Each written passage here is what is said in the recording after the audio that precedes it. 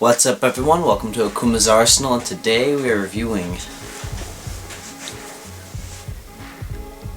the Citizen Nighthawk. This watch is my uncle's wristwatch, and he's had it ever since I was a kid.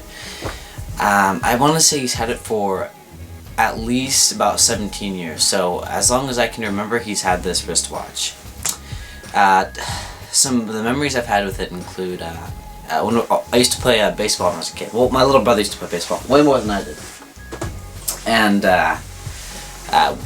my little brother hit a pop fly, right?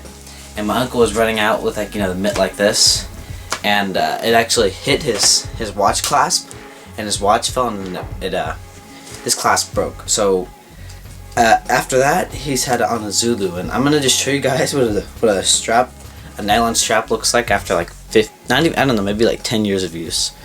Look at that. When I first handled it, I was like, hey, is that cloth? Just because of how how the strap looks. It's just a classic Zulu. And I've seen this on his wrist ever since.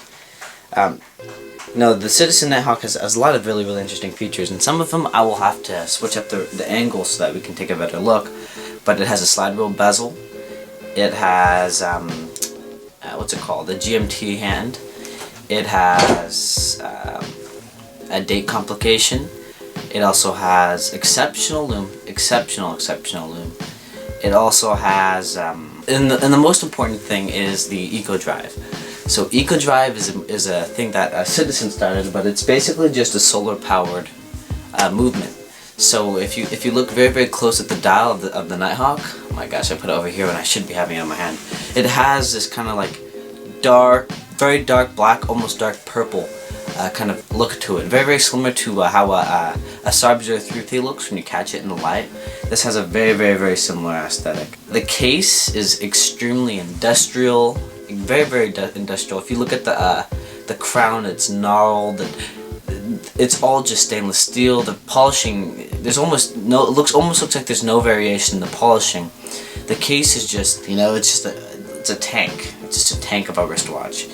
Another thing I really like, I don't know why, I just love these gnarled, what are they called, crowns and stuff, because it adds to the character of the watch, and it actually does make it easier to switch the movement, change the slide wheel bezel, change the movement, change the date, change the time, etc. God, I can't say that word. It has an extremely complicated design. However, it's at the same time extremely legible. It has a 12 and a 6 marker, but the main reason why it's so easy to tell the time is it's so big. It's a 43mm wristwatch, and this is huge for me.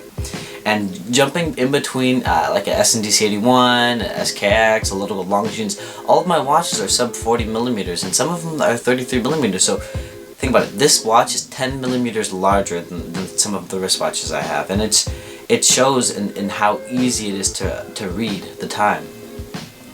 On top of that, the fat, huge hour markers make it extremely not hour markers. The hands. The extremely large hands make it very easy.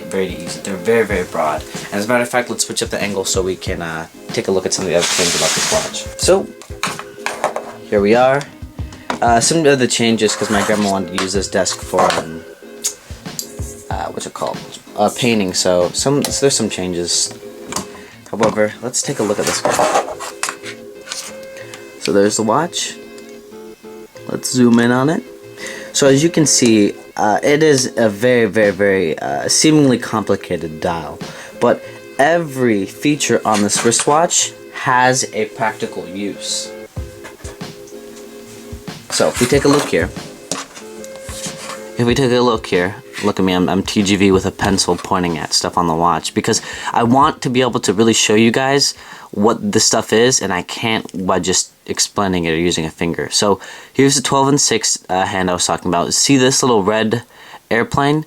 That's the GMT hand. You can modify that to switch to whatever time, and when this one goes out, I can't seem to find the white one, so the white one's probably just under here. The white one will go over the red marker, so it's kind of an interesting way to have a GMT. It's very unusual. If you look here, we have the slide rule bezel, and actually, speaking of that, let's just do some basic calculations with it. So, if you guys want to learn how to do calculations with the slide rule, it's fairly simple.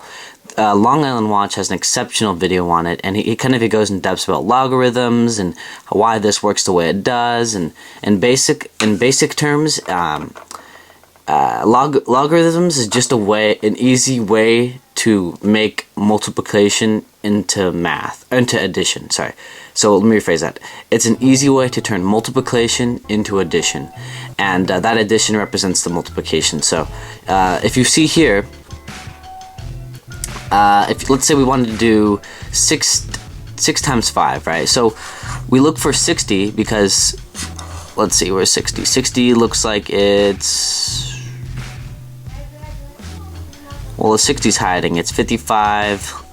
So 60 is just about, we gotta line it up with, we're getting 60 times 50, so 55, I don't know, is 60 there? Well, I'm not exactly for sure where 60 is, so I'm gonna have to rechange that, and this is something that you're gonna have to learn how to do. Just, you know, figure out where 60 is. So let's do 5 times 7, right? So 5 times 7. So if you do 5 times 7, and you look over on the side, so you line up 5 and 7, you look over, and you find the, where is it? So that's 5 times 7. You look over and find the, it's hard to find, where are you? It's really weird because I'm looking at it through the, through my camera, so it's a little bit weird. 50 times 7, 60, 30, oh my lordy. Alright, hold on, I'm gonna give me a, actually no, I'm gonna just look through it here. So we're doing 5 times 7, right? So you line up the 5 and the 7. Right there, you can see we line up the 5 and the 7. So what you do is once you line that up, you want to look at, for the 5, let me find it first and then I'll explain. So if you look here, if you look at 5, the 5 down here, so you see that? You see the 5, right? And right above it is 35, so 5 times 7 is 35. If you look back over here, we lined up 5 times 7, right? So you do 5 times 7 on the bottom one, and you line up the 50 on the top. So what you do next is on the bottom ring, you look and you find the 50, and the 50 is here, and you look above it, and it's 35, right? It's a little bit off, I didn't line it up perfectly, but that's the general gist of how to do basic multiplication. You can also, let's say we wanted to do 35 divided by 7, what we'd do is, we'd find, you see the 10 here, that's the marking for the 10, that little square. You bring the 10 over to 35, and we go look for the 7.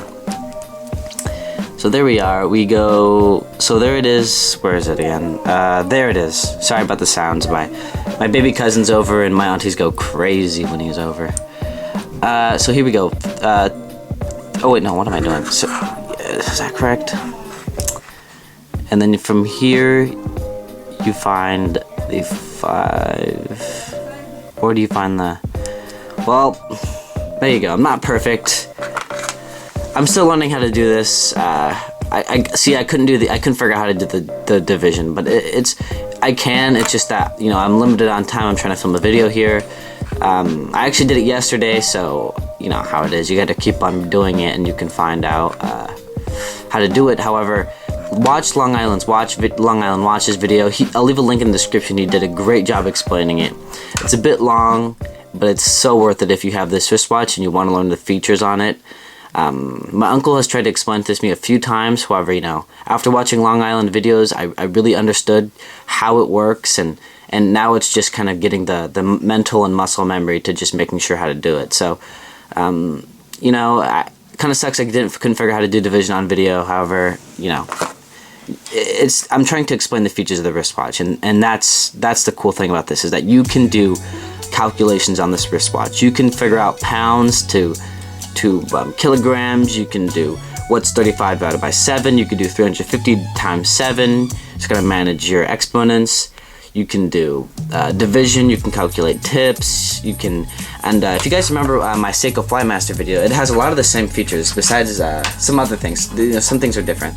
However, it's that same concept. You know, this is a wristwatch that's always on your wrist that can do a lot of crazy cool features, and all that it's doing is just having a little twist around here, like a little slide, like a, think about it, this inner bezel thing, this thing can do almost an infinite amount of it can do an infinite amount of calculations. How amazing is that, right? And that's just the beauty of wristwatches. They kind of like give you a glance of, alright, I apologize for the Tagalog, but anyway, it's just crazy how these things, you know, I would have never known anything about the slide rule besides my uncle telling me it, but actually using this is crazy. If you guys, oh my gosh, it's really annoying, but anyway, what are you gonna do? So if you got, I found some pictures of kind of like where slide rules would have been used in the past, and you know, put them up now. They're basically the old world's, if you can really call it old, you know, the old world's calculator. And these have been around for thousands of years, definitely. And this wristwatch has a technology that has lasted throughout the ages. And on Long Island Watch's video, he was saying that he knew people who are using it well into the mid 2000s. So amazing.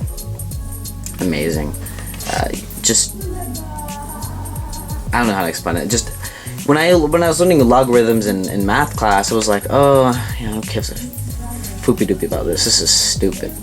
You know what I mean? But just figuring out how to get the slide rule bezel to work, I understood how logarithms worked, and that's priceless. That is absolutely priceless.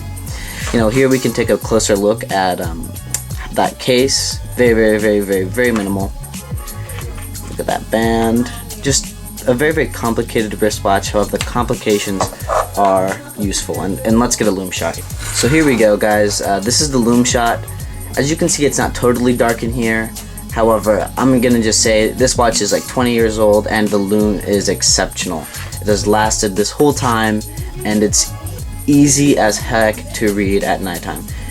Look at that. Can you see that? Yes, sir. I sure can. So, you know, it's a very legible wristwatch. Some things that some downsides of this watch is the mineral crystal. I don't really care, and as you can see, this one is in pretty good condition for being 20 years old and worn every single day. However, there are a few scratches. Let's see if I can't pick some of them up. Yeah, you can see it kind of like here.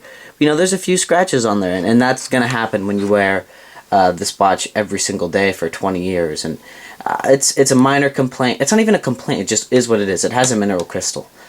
Some other things is that the crystal kind of is raised slightly above this, so I could definitely see it chip if you hit it a certain way. However, once again, this watch right here in front of you is 20 years old, worn every single day, and the crystal has held up very well. Some other things is just, okay, so the price range on this guy is about $200, and that's a steal. Honestly, that is such a steal. I actually recommended this watch to Elliot. You guys know who Elliot? He had a friend who was looking for a dive watch, and he had $200 to spare. But you know, I recommended this one to him because it does have the 200 meters water resistance. Who would wear this watch? You know, a very intelligent person, a person who is very down to details. A technical person. A technical kind of person would be the person to wear this wristwatch. Am I a technical person? I would say that I wouldn't classify myself as a technical person, but I can get technical. What I'm trying to say is that, you know, this watch isn't my taste, and that's completely okay. You know, it's my uncle's taste. It's my uncle's wristwatch and what he likes, and I can just definitely see why he chose this watch. It's a very lovely wristwatch, and if you guys want to buy one, there'll be a link in the description. You guys can check them out. Once again, these run about $200. I would say that this is the best watch that Citizen has ever put out, in my humble opinion. It is the only one that I've ever handled, but looking at a lot of designs, hunting for a lot of wristwatches, this is the one that is just an icon, and that just stands out. This watch's battery can run 6 months. without any charge. So if I held my hand over this watch like this for 6 months, it would still be churning and it would just die. The battery lasts a very, very long time. Once again, this watch is 20 years old, and the battery, as you can see, is still ticking. So guys, we kind of have already been into my conclusion. However, what is my final concluding sentence? This watch is exceptionally good taste. Thank you very, very, very much for watching the video, and Akuma out.